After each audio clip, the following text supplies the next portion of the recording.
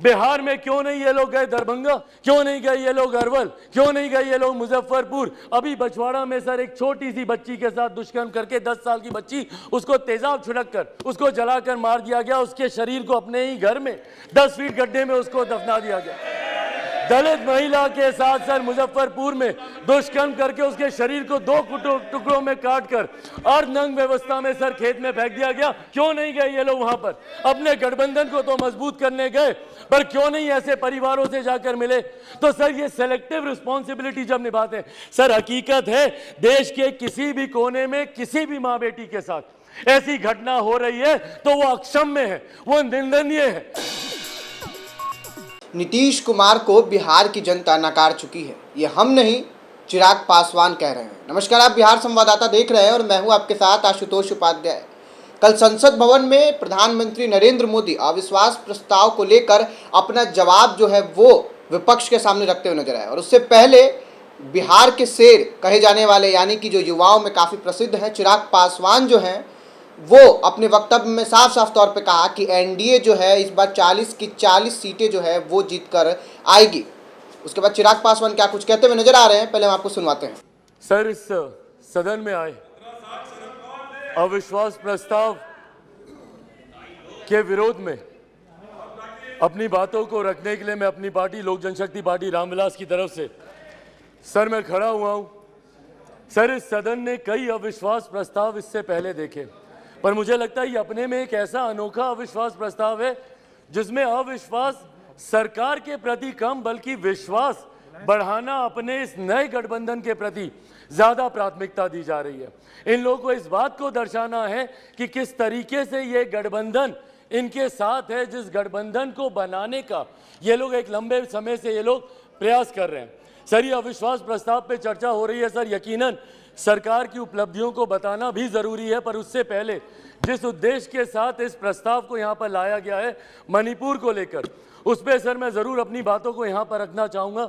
Sir पिछले 3 दिन से बहस चल रही है और इन 3 दिनों में सर सिर्फ दोषारोपण ही किया गया है, सिर्फ यहाँ पर बातों को दोष लगा कर बताया गया है, किसी ने भी यहाँ पर समाधान देने का प्रयास नहीं किया।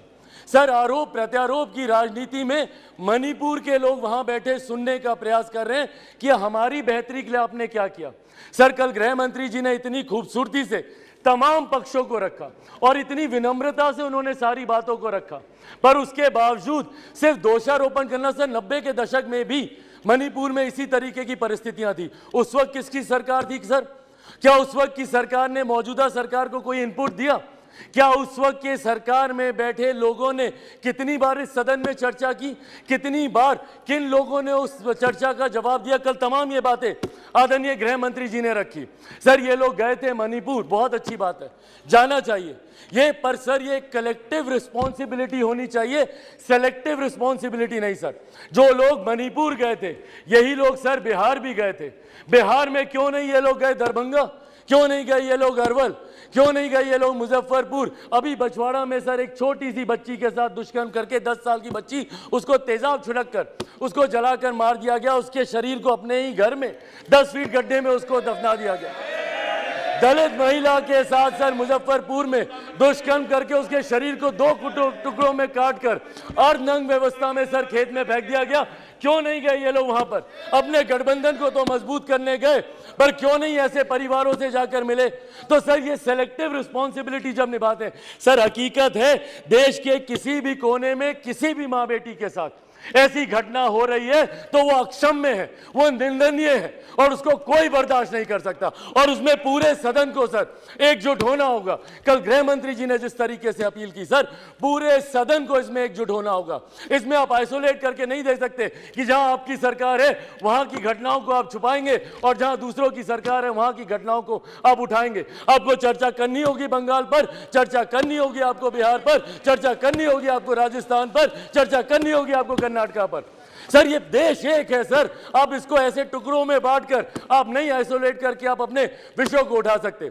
और यही कारण है सर कि देश की जनता का विश्वास हमारे प्रधानमंत्री आदरणीय नरेंद्र मोदी जी पर हर चुनाव के साथ बढ़ता जा रहा है। और वो दिन दूर नहीं सर, 2024 चुनाव सामने है सर। इसी में देख लीजिएगा 2014 से बड़ा जनादेश 18 में यही सारी बातें हो रही थी, यही सारी बातें 18 में की गई थी। 19 में 2014 से बड़ा जनादेश हम लोग को मिला और 24 में इससे बड़ा जनादेश हम लोग लेकर आएंगे। मैं बिहारी हूं सर, बिहार से कम मैं विश्वास दिलाता हूं 40 की 40 सीटें हमारा एनडीए गठबंधन जीत कर आएगा, इसमें कहीं कोई शंका नहीं है। मैं जमुई का प्रतिनिधित्व करता हूं सर, मेरे नेता मेरे पिता आदरणीय रामविलास पासवान जी की कर्म भूमि हाजीपुर रही है सर। बिहार के हर एक जिले में घुमाऊं और वो मेरे विश्वास को बढ़ाता है। आज बिहार के युवा, देश भर के युवा सर, देश को दुनिया की तीसरी सबसे बड़ी अर्थव्यवस्था बनते हुए देखना चाहते हैं। 2047 में हमारे देश को एक विकसित देश के तौर पर देखना चाहते हैं और इस सपने को कोई पूरा कर सकता है तो वो सिर्फ और सिर्फ हमारे आज के प्रधानमंत्री आदरणीय नरेंद्र मोदी जी ही पूरा कर सकते हैं। इसीलिए सर मैं अपनी पार्टी की तरफ से जहां बिल्कुल हराएंगे नीतीश जी को वैसे भी बिहार की जनता नकार चुकी है। 2020 के परिणाम दिखाते हैं, तीसरे नंबर की पार्टी बन गए, आधे से ज्यादा प्रत्याशी उनके चुनाव हार गए। तो जिनको बिहार की जनता ने रिजेक्ट कर दिया, देश की जनता उनको कैसे अपनाएगी, ये बहुत बड़ा सपना दिन में ये देख रहे हैं। इसी के साथ सर मैं इस सदन में आए इस अविश्वास प्रस्ताव के विरोध में अपनी बातों को रखते हुए लोक जनशक्ति पार्टी रामविलास पूर्ण समर्थन हमारी एनडीए की सरकार, हमारे मौजूदा प्रधानमंत्री आदरणीय नरेंद्र मोदी जी को देती है। बहुत बहुत धन्यवाद सर। आपने सुना किस प्रकार से चिराग पासवान कह रहे हैं कि 2020 के चुनाव में भी नीतीश कुमार की पार्टी को मात्र आधा सीट ही मिल पाया था।